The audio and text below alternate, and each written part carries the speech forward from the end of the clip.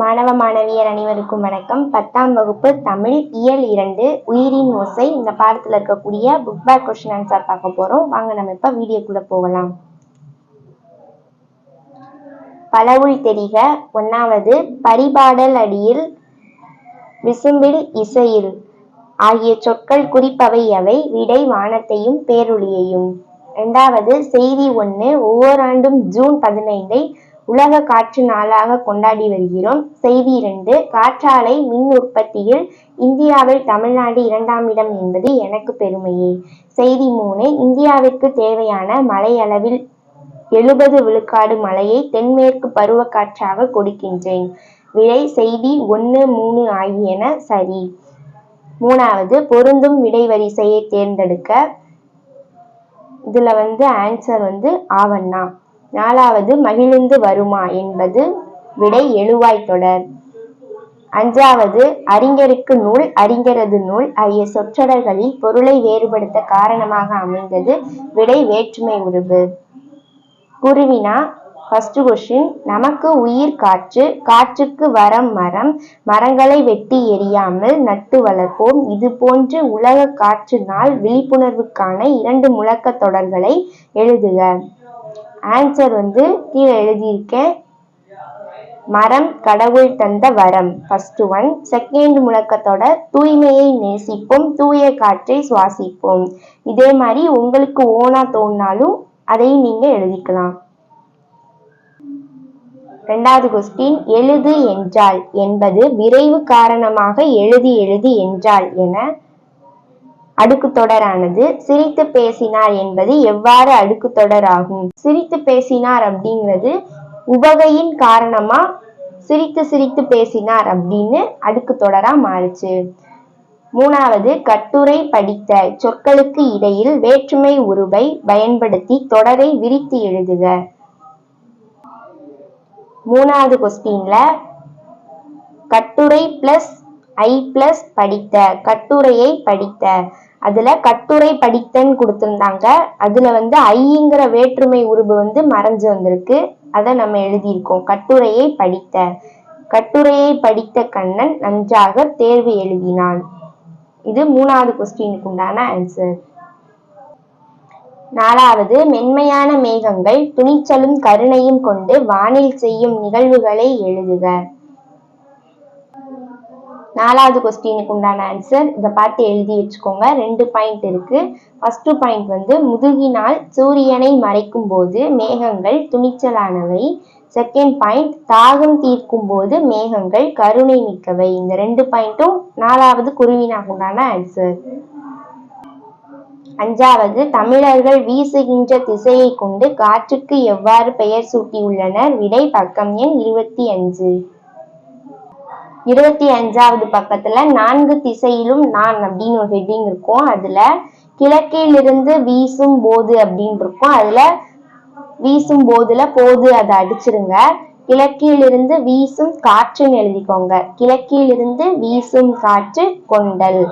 அடுத்தது மேற்கிலிருந்து வீசும் காற்று என்ன சொல்லுவோம்னா கோடை. அடுத்த பேரால வடக்கிலிருந்து வீசும் காற்று என்னதுன்னா வாடை. தெற்கிலிருந்து வீசும் காற்று தென்றல். இது குருவினா 5வது கொஸ்டினுக்கு உண்டான ஆன்சர். சிறுவினா 1வது கொஸ்டின் உயிராக நான், பல பெயர்களில் நான், 4 திசையிலும் நான், இலக்கியத்தில் நான், முன்னீர் நாவாய் போட்டியாக நான் முதலிய தலைப்புகளில் காற்று தன்னை பற்றி பேசுகிறது. இவ்வாறு நீர் தன்னை பற்றி பேசினால் உங்களுடைய கற்பனையில் தலைப்புகளை எழுதுக. இப்போ ஃபர்ஸ்ட் பாயிண்ட் உயிராய் நான் மலையாய் நான். செகண்ட் பாயிண்ட் பூமி தாயின் குருதி நான். தேர்ட் பாயிண்ட் உலகின் 3/4 பாகம் நான். ஃபோர்த் பாயிண்ட் கடலாக நான் உணவாக நான். அடுத்து செகண்ட் கொஸ்டின் உயிர்கள் உருவாகி வளர ஏற்ற சூழல் பூமியில் எவை எவை என பரிபாடல் வழி அறிந்தவற்றை குறிப்பிடுக. விடை பக்கம் எண் 28. 28வது பக்கத்துல ஃபர்ஸ்ட் பாயிண்ட் வானமும் உருவமில்லா காற்றும் பூமியும் நெருப்பும் நீரும் ஆகிய 5 பூதங்களும் உயிர்கள் உருவாகி வளர முதன்மையானவை ஆகும். கொஞ்சம் ஸ்லோ லேர்னர்ஸ் வந்து இந்த ஒரு பாயிண்ட் மட்டும் எழுதிக்கோங்க. கொஞ்சம் நல்லா படிக்கிறவங்க இந்த பாயிண்ட்டையும் சேர்த்து எழுதிக்கோங்க. நெருப்பு பந்து போல புவி உருவாகி அதுல இருந்து ஸ்டார்ட் பண்ணி கீழே இந்த பேரா முடியும். நிலை பெறும்படியான ஊழி காலம் வந்தது. இது வரைக்கும் சேர்த்து எழுதிக்கோங்க. இது சிறுவினா 2வது கொஸ்டினுக்கு உண்டான ஆன்சர். 3வது சிறுவினா வகுப்பறையில் ஆசிரியர் மாணவர்களிடம் சுற்றுச்சூழல் பற்றி பாடலை பாடி காட்டினர். இதை மாணவர்கள் கவனமாக கேட்டு பாடினர். மாணவர்கள் கேட்ட பாடலில் இருந்து ஆசிரியர் சிறு வினாக்களை கேட்டார். இப்பாடல் குறித்த உங்கள் கருத்துக்களை எழுதி வாருங்கள். நன்றாக எழுதுபவருக்கு பரிசு உள்ளது என்றும் ஆசிரியர் கூறினார். வட்டமிட்ட சொற்களுக்கான தொகாநிலை தொடர்களை கண்டறிக. இதுல பாடி காட்டினார் அப்படின்னா வினையெச்ச தொடர். இது எப்படி வினையெச்சம் சொல்றோம்னா லாஸ்ட் ஈ சவுண்ட்ல முடிஞ்சிருக்கு. பாடி ஈ சவுண்ட்ல முடிஞ்சனால வினையெச்ச தொடர். கேட்டு பாடினார் ஈ சவுண்டு ஊ சவுண்டுல முடிஞ்சதுன்னா அது என்னது வினையெச்ச தொடர். அப்ப கேட்டு பாடினார் ஊ சவுண்டுல முடிஞ்சிருக்கு வினையெச்ச தொடர். கேட்ட பாடலில் ஆ சவுண்டுல முடிஞ்சதுன்னா பெயரெச்ச தொடர். அடுத்து சிறு வினாக்களை கேட்டார் இது வேற்றுமை தொடர். எழுதுபவருக்கு பரிசு இது வேற்றுமை தொடர். இது சிறுவினா 3வது கொஸ்டினுக்கு உண்டான ஆன்சர். நெடுவினா 1வது கொஸ்டின் காற்று மாசுபாட்டை தடுக்கும் வழிமுறைகளை விவரித்து எழுதுக. இதுல ஃபர்ஸ்ட் முன்னுரைன்னு போட்டு நாம் தினமும் சுவாசிக்கின்ற காற்று அதுல இருந்து ஸ்டார்ட் பண்ணி இந்த பேரா எழுதிக்கோங்க. செகண்ட் பேராவா பசுமை பரப்புகளை அதிகரித்தல். அடுத்து தேர்டு பேரா வந்து பொது போக்குவரத்தை பயன்படுத்துதல். அடுத்து எரிபொருள் சிக்கனமுடைய வாகனங்கள். அடுத்த பேரா தொழிற்சாலைகளில் கட்டுப்பாடுகள். நெக்ஸ்ட் பேரா வந்து குப்பைகளை சரியாக நிர்வகித்தல். அடுத்து லாஸ்டா என்னன்னு போட்டு முடிக்கணும்னா முடிவுரை.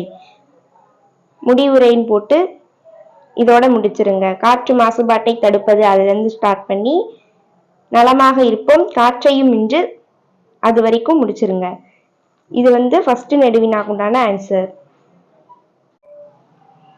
2வது நெடுவினா பெருமம் கதை உணர்த்தும் பிற உயிர்களை தம் உயிர் போல் நேசிக்கும் பண்பினை விவரிக்க. விடை பக்கம் எண் 31ல அந்த கதை இருக்கும், அதை எடுத்துக்கோங்க. அந்த கதையில ஃபர்ஸ்ட் வந்து நுழையும் முன் இருக்கும். அதுல முன்னுரையின் ஹெட்டிங் போட்டு அந்த நுழையும் முன் அந்த பாக்ஸ் ஃபுல்லா படிச்சுக்கோங்க. அடுத்த ஹெட்டிங் வந்து புதிதாக கட்டிய வீடு, நாங்கள் புது வீட்டுக்கு குடி போனோம். அடுத்து இதை அடிச்சிருங்க, ஆச்சரியமாக அதை அடிச்சுட்டு அடுத்து இந்த ஒரு லைன் அடிச்சுட்டு யோசித்தோம் அது வரைக்கும் மார்க் பண்ணிக்கோங்க. அதுக்கு அடுத்த பேரா வந்து குடும்ப உறுப்பினர்களின் விருப்பம். அதுல ஸ்டார்டிங் என்ன எழுதணும்னா பாட்டிக்கு ஒரு பசு வாங்கி வளர்க்க ஆசை. அடுத்து பசு வீட்டுக்கு லட்சணம் அதெல்லாம் எழுதி கொடுக்கும் அது வரைக்கும் மார்க் பண்ணிட்டு அதே இதுல நெக்ஸ்ட் தான் பாட்டியின் கருத்தை அதுல இருந்து ஸ்டார்ட் பண்ணி என்றார் வரைக்கும். அடுத்ததா குடும்ப உறுப்பினர்களின் விருப்பத்துல தேர்ட் பேரா வந்து சவுந்தரா இதுல இருந்து ஸ்டார்ட் பண்ணி வேண்டும் இது வரைக்கும் மார்க் பண்ணிட்டு அதுக்கு அடுத்த ஹெட்டிங் என்ன போடணும்னா அப்பாவின் முடிவின் ஹெட்டிங் போட்டு 2 நாள் கழித்து அதுல இருந்து ஸ்டார்ட் பண்ணி அடைக்காது வரைக்கும் மார்க் பண்ணிக்கோங்க. அடுத்து அதுக்கடுத்த ஹெட்டிங் வந்து முருங்கை வீட்டின் அங்கமானது அதுல வந்து அடுத்த நாள் காலை அப்பாவின் அதுல இருந்து ஸ்டார்ட் பண்ணி கொண்டு வந்தான் அதை எழுதிட்டு அதுக்கு அடுத்துதான் இந்த எழுதிக்கோங்க. அந்த கொம்பை அப்பா நட்டார், அம்மா அவருக்கு துணை செய்தார் இந்த பாயிண்ட். அதுக்கு அடுத்த பாயிண்டா ஒரு நாள் காலை அதுல இருந்து ஸ்டார்ட் பண்ணி தளிர் விட்டிருந்தது இது வரைக்கும்.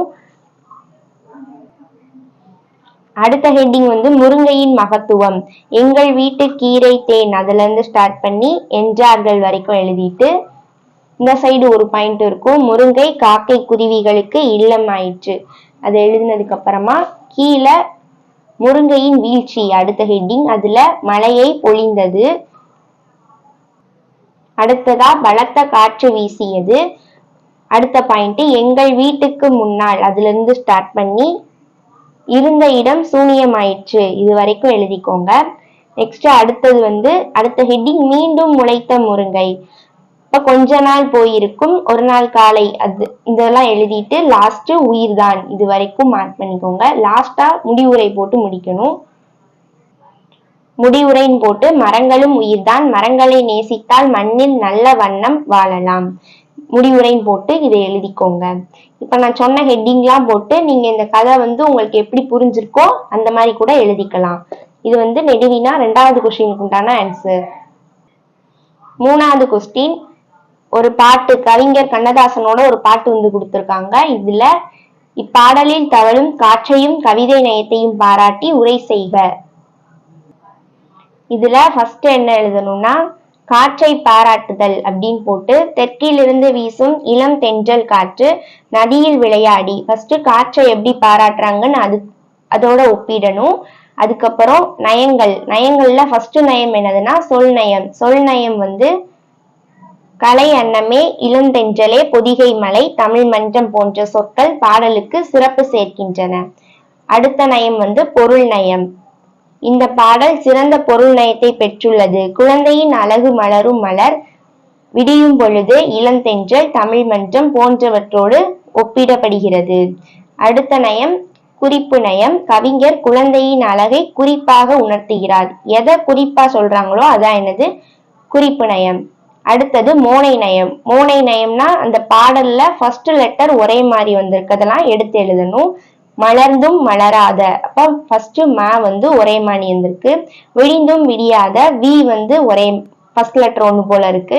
நதியில் நடந்த, இதுலயும் ஃபர்ஸ்ட் லெட்டர் சேமா இருக்கு. பொதிகை பொழிந்த, இதுலயும் ஃபர்ஸ்ட் லெட்டர் சேமா இருக்கு. நெக்ஸ்ட் எதுகை நயம். எதுகைனா என்னது, செகண்ட் லெட்டர் சேமா இருக்கும். மலர்ந்தும் மலராத, இதுல செகண்ட் இல்ல, இதுலயும் இல்ல. அடுத்து விடிந்தும் விடியாத, டி சேமா இருக்கு. முரண் நயம் அப்படின்னா எதிரா சொல்றது. மலர்ந்தும், அதுக்கு ஆப்போசிட்டா என்ன சொல்லுவோம், மலராத. விடிந்தும் விடியாத. முரண் நயம் வரைக்கும் எழுதிக்கோங்க. இது வரைக்கும் தான் நெடுவினா 3வது கொஸ்டினுக்கு உண்டான ஆன்சர்.